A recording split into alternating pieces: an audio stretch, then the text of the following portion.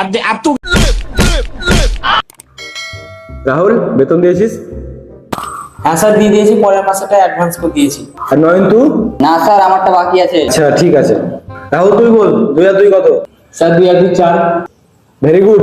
আর তুই বল 196, 90 আর 1.5 লাখ কত হয়?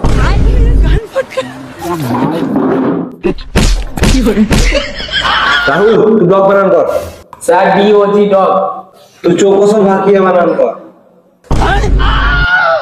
अब देख तू अब तू রাহুল তুই বল করোনা ভাইরাস কবে আসছিল? স্যার 2020-তে। বাহ, এই না হলো ছাত্র। আর নয়ন তুই বল করোনা ভাইরাস 2020-তে কত তারিখ কি বার ছিল?